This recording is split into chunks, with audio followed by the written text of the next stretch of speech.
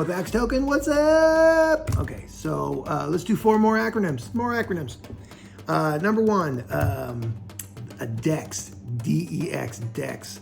It's a decentralized exchange. So what that is that's really what crypto was designed to do, is peer-to-peer transactions. So you go on to, like, for example, PancakeSwap is a pretty popular one. Uniswap, there's SushiSwap, there's all kinds of, they call them swaps. So let's say you have some Bitcoin and you want to swap it for Axe Token, okay, or it's on Binance. So let's say you have some BNB. You have some BNB and you want to swap it for Axe Token. So you go on to the Uniswap website, you go on to the SushiSwap website, PancakeSwap, whichever swap is offering that, and you connect your wallet. So your wallet is your little address on the Binance Smart Chain, okay, or Ethereum Smart Chain, wherever your wallet is. And you use a piece of software called MetaMask or Trust Wallet, or there's about 1 billion wallets, okay. So you have your BNB in your wallet, okay. You connect that wallet to whatever swap, decentralized exchange you're using, like let's say PancakeSwap. So you connect it to PancakeSwap, and then you tell it to send the BNB and send me some Axe Token. And that's part of the swap. You'll see it in there. One goes up, one goes down. And so what it'll do is it'll take your BNB and it'll populate your Axe Token. And sometimes that takes, a couple of minutes. Sometimes it takes 5 seconds. Sometimes it takes a day. You never know. Depending on the validators and stuff that work on that particular chain, they have to validate those transactions. That's what crypto's all about, is peerless. It's trustless. You don't have to trust anyone to do it. It's going to be done according to the blockchain, and it's all on the blockchain. It's all public record. So that's really the core of crypto, is that peer-to-peer. I'm going to send you something, you're going to send me something directly. There's no intermediary. There's no one in between it. There's no one that you have to trust, basically.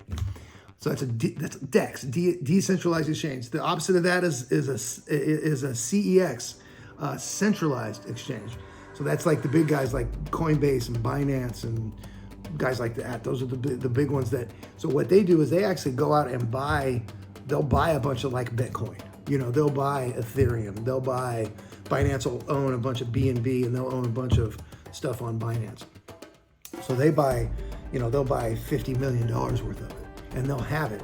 So when you buy it from them, they're actually selling you the stuff out of their stores. They're not going out and getting it. They already have it, and they populate it for you. And the other difference so now remember with the DEX, that's your wallet. It's in your wallet. You have your keys to your wallet. On CEX, on a centralized exchange, you log in with the little app, but they're not your keys. They're their keys. So if something happens with that CEX, if Coinbase goes away or if Binance goes away, your crypto goes away too. You don't own it. It's not behind your own 12 keys or 24 keys. So, the whole phrase, not your keys, not your crypto, so that's what that means. On a DEX, you get your crypto right away. It's peerless. It's just jump right there. On a CEX, you got to buy it from them. They give it to you, and they just show it on your app. Like, oh, here it is right there.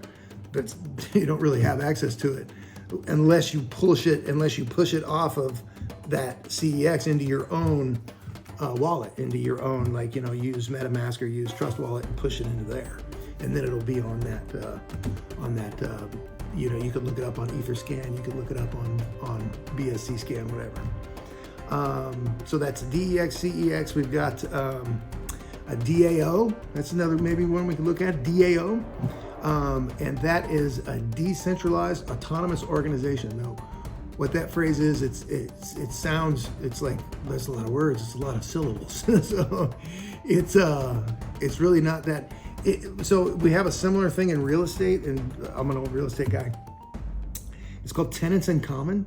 So like if you have a 10-unit apartment complex and you want to set it up where individual people can own one apartment by itself, so like turn them into condos basically, and So the whole thing will be one transaction, but each person owns one of the. So there's 10 people that want to go in together and buy.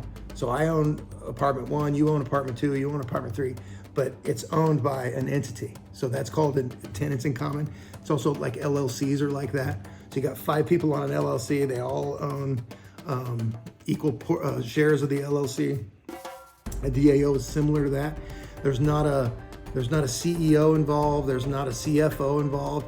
It's just a bunch of people getting together, agreeing to whatever rules that the DAO subscribe, and they have to vote on when things happen. So if you want to buy, if the DAO wants to buy, $10 million in Bitcoin, and they have $10 million, then the DAO members have to vote on if they want to do that.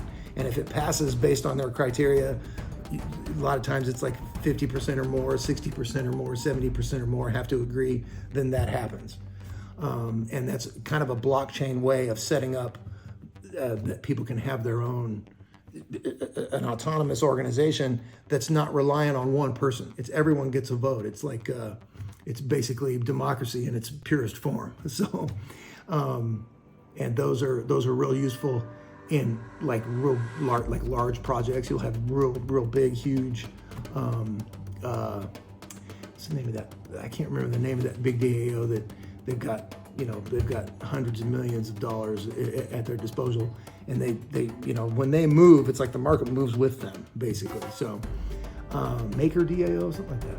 Anyway, and so the last one, so DEX, CEX, DAO, and then DeFi. DeFi, you'll see that too. DEFI. That's the decentralized finance. You'll see it the other way is TradFi. You'll see TradeFi. That's traditional finance. So this DeFi that we have now is like traders and people that are doing options and people that are doing the kind of like day trading on crypto, and they'll buy and sell crypto kind of a lot during the day. DeFi is what it's called, and it's basically everything other than like they do stuff in Bitcoin and Ethereum as well, but the big ones are Bitcoin and Ethereum, and then you'll have the DeFi, which is off chain. It's not it's on chain, but it's not on the centralized exchanges. It's peer-to-peer stuff like that, DEX, the DEX stuff, and they do it kind of a lot. And these people, the DeFi people, want to kind of look at new projects, and they want to see stuff. They want to see good projects coming. They want to fill their bags, and so they're always looking into the future to try to find good projects. They're looking to see if other projects are going to fail, and do they need to get out of them. So that's the DeFi is kind of like a decentralized finance, and so you have a lot of traders doing that stuff. So, and you'll run across those sometimes, not all the time, but sometimes. But until next time.